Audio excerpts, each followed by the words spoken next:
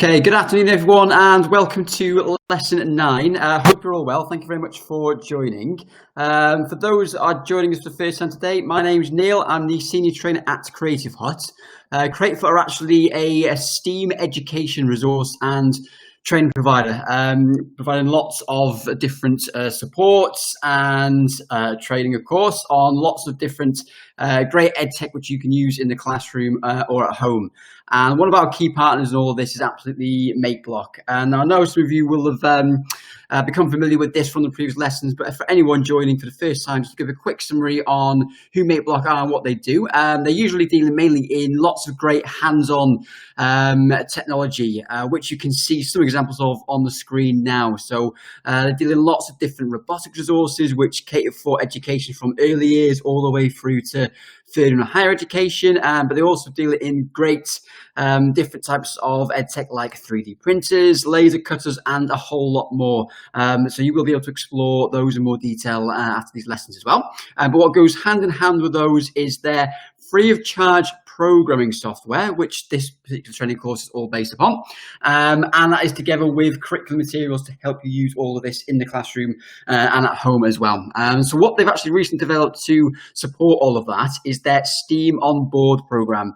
So this is their platform for providing lots of training and support to their end users and teachers, and that's face-to-face training, online webinars and teaching materials, and basically creating a user community as well to help anyone who's using any of the Makeblock technology resources or programming software or curriculum materials. But what they just recently developed as part of this, which is a fantastic tool for everyone to make use of, especially in the situation we're in right now when it's more difficult to get our hands on the physical resources, is their STEAM on Board online training course, which is focused on their free of charge Block programming platform. So again, for anyone coming to this for the first time today, just to summarize quickly what this is all about, what it encompasses. The STEAM on Board online training course is actually a total of 12 times 45-minute lessons. We're providing tutorials on those lessons so that you can then deliver them to your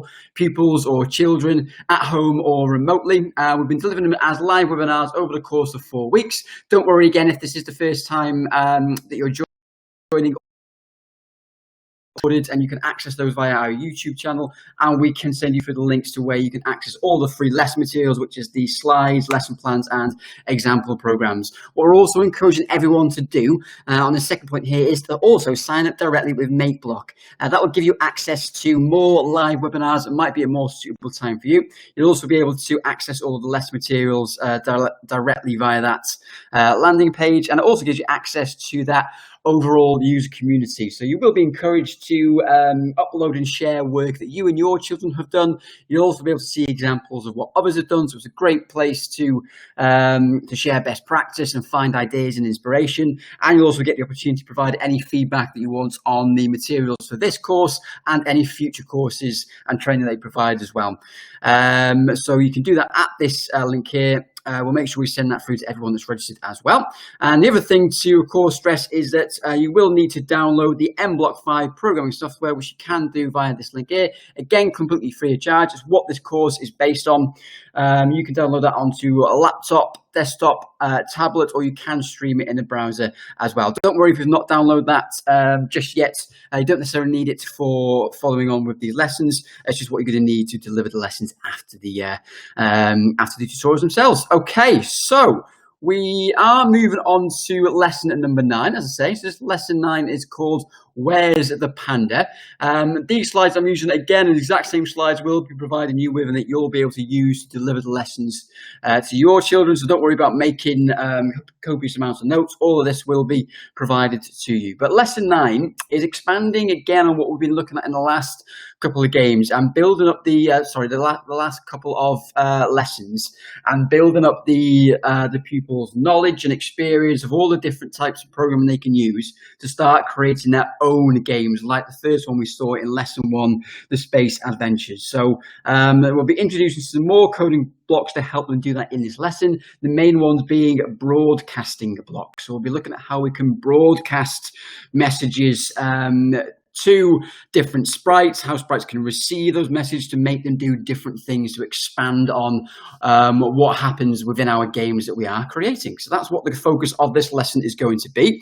As always, it's always useful to review what we've looked at in the last lesson to make sure we've consolidated that learning. So hopefully you'll remember that we were looking at using the if-then blocks and conditional statements to create our running bug game. So we were using combinations of if-then blocks, loops. Within those if-then blocks, we're using different conditions like the different key presses, or if a sprite touched into another sprite. So if you remember, the moth touching into the bat sprite would make something else happen. And we were also using the point in direction block. So a different way in which we can control and manipulate the movement of our sprites within our game. So hopefully that we do remember that. But again, for those that haven't had the chance to look at lesson 8 yet, again, you'll be able to look back at the recording and the lesson materials for that. But for this one, again, we're going to be looking at a different type of game, okay? So we'll load this up in a moment on the live Mblock programming software. But as you can see from the title, the Where's the Panda title, that's what this game is going to be based on. So it's kind of like a magic trick you might be familiar with, where you've got to look at the movement of the boxes and decide which one you think the object or thing is within the box. So we're kind of creating a similar game to that. You're going to have to guess which box the panda is in and make your decision by clicking on one of those boxes within the stage area and seeing what happens. Okay, so that is what this game is all about. And we'll actually, before we go on to the key points, we will have a go at this game. So let's load up that game now. I'm just going to go to my desktop to bring up an example of this put together. So I won't go into the details of the code on this just yet. So let's go into the stage area. I'm just going to refresh this in a second. All right, so start from scratch. So I'm going to press the green flag to start the code, and you'll see straight away those two boxes start moving around on the screen. Now I've got to decide which one of these boxes I think the panda sprite is in. So it's just complete guesswork at this point within the game, which one I think it's going to be in. I'm going to guess this left one here. And it's correct. So I can see I've got that correct. Panda was in that box to the left, and we've got this nice new celebratory sprites to celebrate the fact that I've chosen correctly. Let's just play that again to see what would happen if I got it wrong. So starting again, the boxes are getting mixed up, and this time let's go for the box on the right. And unfortunately, Panda isn't in that one, so we've got this new sprite being delayed, the explosion signifying that that was incorrect and the game is over. So that's the basic way in which this game works, and what we'll be looking at how we can build this up. So this is how they can start to expand on creating their own games. Another way in which they can expand on their own games. Okay, so let's go back to those slides first of all. So in terms of the key things we need to start talking about and making sure that the pupils understand and are able to use is broadcasting. So this means broadcasting messages within our programming, messages from one sprite to the other to enable them to interact together even further as part of the game. So those blocks look like this. They are found within the events block area. So you can broadcast lots of different messages. You can create new messages, given them different names, and they can be sent anytime during the code and received by different sprites that you have within the game as well. Okay, so you can send broadcast messages, and then you can see to get a sprite to receive that message and act upon it, you use this when I receive event block. So rather than it being the when green flag clicked or when key pressed to activate the code, it is when I receive message. You can see straight away we've got some examples here of how you can then start to build up code below that.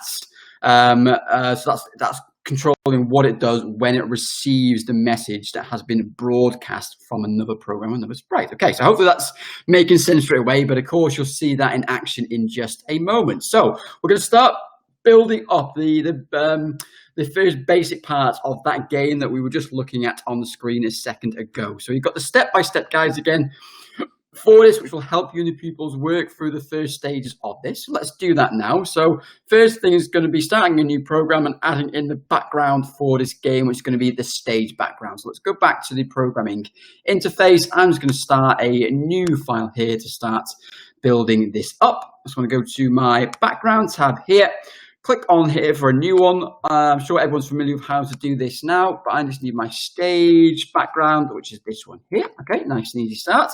We've got our stage area for the game. Second step is bringing in a new sprite. So we've got the Panda sprite already, but we also need to bring in that box. And the box is actually signified by one of these shield type sprites. So I'm going to go to my library and find that one for my new sprite. So I'm going to go back to that section here. Click on Add Sprite and search for Shield. So you've got lots of different ones that come up for that, but the one we want to help represent that box is this one here. And I'm pressing OK. So I've got my two sprites ready to go now. Step 3 is we want to create the create positioning for this. So again, you've got a couple of ways you can do this. We can have a really basic starting point. We can just drag them around to where we want them to be to make sure that they overlap as part of the game. Because remember, that box is going to be hiding Panda until we click on it to show whether Panda is in that box. So we can just do that by dragging them around on the screen, or you can, of course, use that the X and Y position blocks. So go to X and Y. So you could use that block within your code to actually get Panda to do that as well. But as a basic starting point, let's just drag them to where we need to be. So I'm just going to drag Panda down to around about here, let's say. I think that's good. And then move the shield or box right on top of it. You can see now that shield is hiding Panda away. Okay, so that is step 3 complete. Step 4, we're now building up the code. So where we're going to get our first look at using that broadcast message. So the way I'm going to start this as well is that I'm going to start the program by using when this sprite clicks. Okay, so rather than it being the when green flag or key pressed, it's when this sprite clicked. We want to then start broadcasting that message. So let's build up these two things first of all. Let's start with the when sprite clicks. You can see we've got those ones we've looked at before, when green flag clicked or when space key pressed. This time we're using when sprite clicked. I'm going to drag that into place. And you can see the next stage was just encouraging us to start using that broadcast block. So we want to select the broadcast block from the events block area as well and give it the name of one. So it's exactly how to do that. So broadcast message, you can see by default the first one is message 1, but just to clarify how you can create your own multiple messages, you can see here you can just create as many new messages you want. Click on it, give it a name, could be anything you want, but for the purpose of this, keep it nice and simple, just 1. Okay, so broadcast 1, simple as that. Step 6, we then want it to do something after it broadcasts that message. So as you can hopefully remember from the game, once we click on it, we want that box to move upwards on the stage area to reveal whether Panda is beneath that box. Okay, so we're going to use our glide to X and Y position block, again, which we've looked at in quite a bit of detail in the previous lessons, but let's do that now. So we're going to our motion block area, and we want our glide one here to specific coordinates of, and it does give us an example of these, -20 on the x-axis and +50 on the y-axis. So let's do that, -120 and +50, like so. We also want to change that from 1 second to 0.5 seconds. We want it to move fairly quickly to reveal whether Panda is beneath that box. Okay, so now we want to program Panda themselves. And what we basically want to do is have Panda hidden, first of all. So it's not visible at any point during the game until we click on that box. But for this, we just want to first of all use that when green, first of all, of course, always need to make sure I'm clicked on specific sprite that I want to create the code for. So let's click on Panda.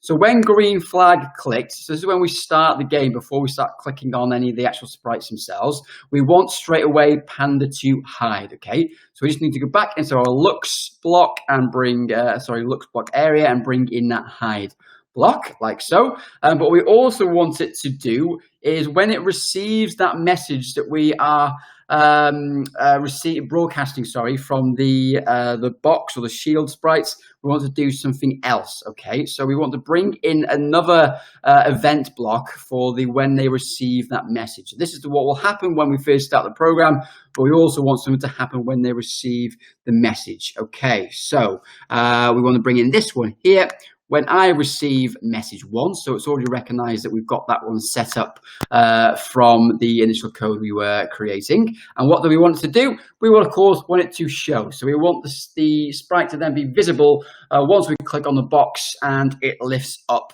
to reveal whether the sprite is there. So it's a simple case of going back into that looks tab and now bring it in our show block, like so, and it's simple as that. So before we go on to the next stage on this, let's see that in action. So it's a really basic part of that game that we first saw at the start. I can hit the green flag, and it's basically just waiting now for me to click on that shield or box sprite. Let's click on it now, and simple as that. You can see it had revealed pandas. You can see maybe it wasn't perfect. It's gone at a slight diagonal and panda's not great, so that was just because of me obviously positioning them just roughly where I wanted to be. Of course, we get more accurate with exactly what positions we want all the sprites to start at and end up at. But hopefully that's the first of all giving a good indication of how we can use those broadcast blocks, broadcast message and receive message blocks within the programming interface. Okay, so next stage is going to be looking at how we can actually control these even more by getting the roles or sprites, again that word roles is just another word for the sprites, to slide back and forth. So remember again in the game example we saw those boxes going left to right across the stage area to create that effect of them being mixed up. So that's exactly what we can do. And so using a block that we are hopefully all very familiar with, again that glide block, so we can get it to glide across the screen from different positions on the X and Y axis. But to get that effect, we can of course use that repeat block, which we've used a few times before now as well. So we get to repeat so many times to create that effect for us. So let's do exactly that now. So we want to go back to our shield 2 sprite again and start to build up a new code for that as part of it. So we're going back to that shield. This time we just want our when green flag clicks, which is creating a separate bit of script for it to follow. And now we want that to go to X and Y value block first of all. So before we start getting it to slide, as I said before, we can get it to a very specific starting position for us. So we just want to start up with the go to specific position before getting to slide. You can see the values we want for that are -20 and -80. So we've already got that -20, nice and easy for us. And then we're going to change this one here on the y-axis to -80. So remember, or for anyone joining us, the X and Y axis is talking about the positioning on the screen. X left to right and Y top to bottom. Okay, so that's what we're controlling here. And we want that to repeat. After this, we want to start getting it to repeat the next stage. So we want to bring in our loop block or repeat block and change that to repeat 3 times. So let's go to our control, bring in that repeat block underneath and change that 10 to 3 like so. Nice and simple as that. And now we're getting it to do different things within that. So this is where we want to start getting it to glide from one place to the other. Okay. So to do that, we basically need 2 glide blocks to go from one position on the left of the screen and another glide block to go to the position on the right of the screen. So hopefully that's making sense, but let's bring that in now. So going back to our motion, and we want to glide 1 second, 4 and 1. I'm going to bring in the other one straight away as well, but we want to adapt these. Oops, need to put that into my repeat block. So the first values were 90 and -80. So 90. -80 on the y-axis, and then -120 on the x and -80 on the y. So it's basically just mimicking where it starts off for us. So -120 is fine, and -80. Okay, simple as that. So let's have a go at that in action now, just to see it doing exactly that. Press green flag, and you can see straight away we've got that sliding across the screen action from that. So I hope that's all making sense. It's done that 3 times. Let's play that one more time. Okay, as you can see, going back and forth, back and forth, back and forth till it ends up on the left. And if I click on this, it's now going to raise that. So you can see again, Panda's maybe not quite where I want it to be. So I could use that go to position block on the Panda sprite as well to make sure it goes to the exact position I want it to be in the correct position for the reveal. Okay, so just remember you can do that.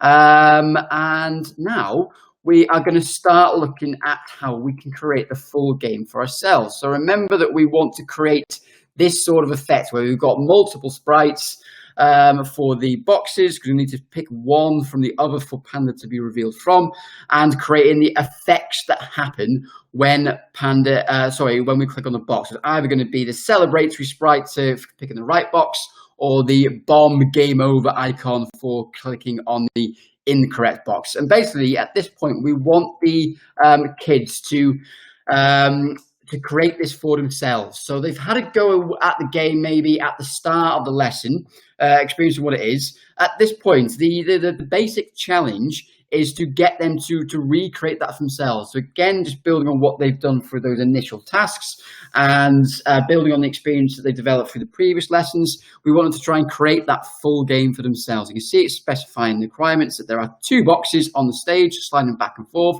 So they would just need to create an additional shield sprite. You can have multiples of the same sprites, no problem at all. And then after the left box is clicked, the box will move up, Panda will appear, and the fireworks will bloom to celebrate the fact that we've chosen the correct box. But after the right box is clicked, the box will move up, Panda will not appear, and the bomb sprite appears. So they're the basic instructions, but it's what they've seen in trying the game for themselves at the start. So we can basically see if they are able to create that full program for all the different sprites to create that game independently. So if they've got the confidence now to do that, perfect. If not, you've got a couple of different ways you can support them on this. They can, of course, use the example program which we're providing with you as part of these materials as the basis, and just start straight away just trying to adapt it rather than build it from scratch. Or if you want to give them some help and hints within the lesson plan, within the full lesson plan document for this, you've got step-by-step guides on how to create the rest of the game, just like we have with the rest of the slides like these. Okay, so you've got these step-by-step guides for building up the rest of the games included in the lesson plan. So you can use those as a reference point if you so wish, and depending on what works best for the kids and how confident they are working through it. Okay, but of course the really fun part is the extension task. So how can we optimize it or make it better or expand on it to enrich the game? So it's suggesting a couple of things. Now that we know how to broadcast messages, how can we use that to create different things? So suggesting that when the game is over, add an additional game over effect. And I'll show you what this is referring to in a minute with an example that I've put together. But it's essentially just another additional sprite which you can bring that game over part of it to life even more, or even the winning part to life even more. So that's exactly what I've done. I've added in some additional effects and sounds to improve that experience of playing the game. So I'm going to bring up my example. I'm not going to go through it all from scratch, because again, you'll be able to do that for yourself via the step-by-step guides that you will be provided with. But I'm just going to go to my homepage now and bring up my extension example. Don't need to save that one that I was working on. And it looks like this. So I'm going to press screen and stop just so it refreshes it a little bit. So I don't want to give away too much. I won't go into the code now. I'll come back to that in a second. But I just want to show you what I've done to increase it. I'm going to start the game now and see what you can spot from what happens. And then we'll talk through the code in a second. So off we go. I'm going to click on the left box now. Okay, brilliant. So that's what happens when I have won the game. Let's just see it in action again. Okay, now I'm going to click on the right sprite here. And there you go. Okay, so hopefully you saw what was happening there. I basically use a combination of visual effects and sound effects to try and bring that to life. So you can see straight away the additional sprites we've got working. So now you can see I've got those 2 sprites for the boxes. The boom sprite and the fireworks sprite, which were given as examples in the original game to help signify that the game is won or lost. But what I've also brought in is these 2 sprites. So I've brought in an additional game over sprite and this star sprite to help bring that either win or lose action to the game even more. So what I'm going to concentrate on is these. So you can see within the the game over sprite, I've got a few different lines of code that when the green flag is clicked for the game, it is hiding away completely. But then when it receives message 2, so message 2 is from shield 2. Sorry, this one here, bro. So this is the one on the right. When that is broadcast, and it is basically means it is the game over, all of this happens. Okay, so when they receive message 2, this will show and repeat this 3 times. So what I've got going on here is I'm changing the size from 150% to 200% back and forth 3 times to create that pulsating effect almost, which I think was quite nice to bring that game over scenario to life. And I also brought in the oops sounds, which obviously is one of those sounds which definitely signifies a game is lost or a game is over. And I've basically done a really similar code for this sprite here to help signify winning the game. So they clicked on the left shield box or the shield sprite to win the game. It was actually getting that star icon to pulsate 3 times and play the clapping sound to celebrate that they've won. So that's what I've done to expand on the game. Let's just go through that one more time in the stage area. So let's just play that through. Once it's finished, I'm going to click on the left block first of all. You see that pulsating star and the fireworks celebration and the sound of the clapping. And then one more time, just to re-demonstrate how I've expanded on the right click, the right box click. That game over pulsating with that game over sound as well. Simple as that. So that's what I've gone for to expand on my game. Again, I'm sure your kids can get even more creative with how they change and adapt the game to make it even more fun to play. And obviously, one of the things that might be starting to think about is how they can bring some randomization into which box the Panda is in, which you can definitely do. We haven't covered that off in any of the programming yet, but we will be looking at in future tutorials. If anyone wants any help on how to do that, please do get in touch and we'll be happy to guide you through on that individually as well. Okay, so that is almost bringing us to the end of lesson number 9. Of course, we always want to emphasize that you should be encouraging the kids to share their work. So once they've completed the adaptations of the game, get them to show you and ask you to play the game, or get their siblings or fellow pupils to have a go at the games that they've created, and then also get them to take part in the quiz. So I'm sure everyone's familiar with the quizzes by now. We've got you understand what we've been looking at. So as always, just take a look at the question and imagine what you think the answer is going to be. So simple one, which of the 4 below statements is correct? Only one of these is actually correct in what it's saying. So take a quick look at those. Or I won't read through them myself for a second. Let's let you scan those and see which one you think it is. I think that should be enough time. It is, of course, answer D. So broadcasting enables interaction between different sprites in the same case. Okay, so you can broadcast between as many different sprites as many different times as you want. There's no limitations to that. Basically, all these first ones we're trying to say that were limitations to when messages can be sent and received within the different sprites within the program. That's not the case. You can get as much interaction going as you want. So it is answer D. Question number 2. There are 2 sprites in the program.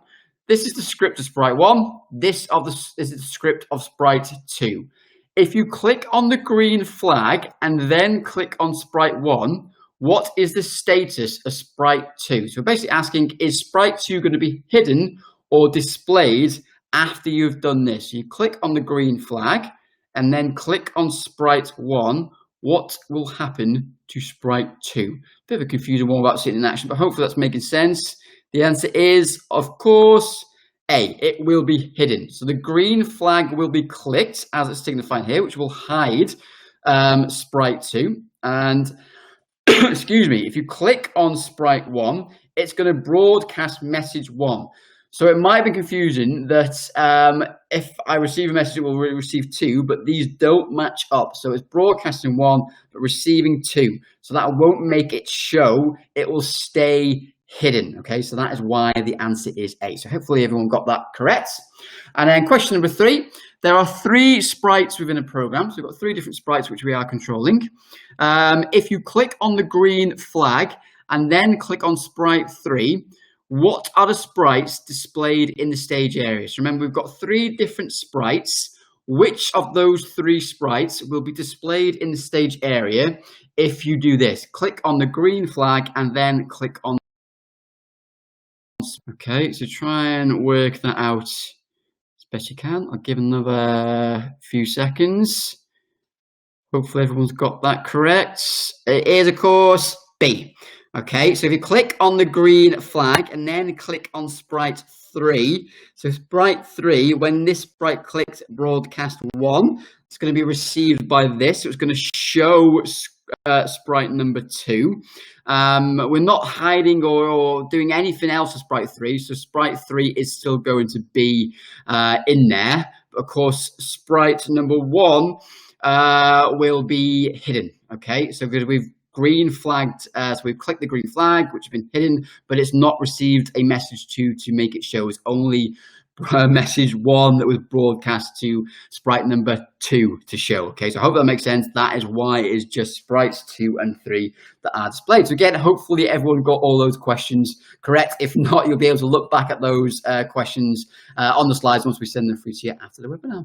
Okay, but that's it for lesson number 9. So thank you very much for that. Hopefully that's got everyone understanding how we make use of broadcasting and receiving messages, and you're looking forward to using those with your kids. It's a great one to start making use of in helping us to create those games. As always, when you start to use this and you've got any questions at all, please do get in touch with us on info@creative-hut.com.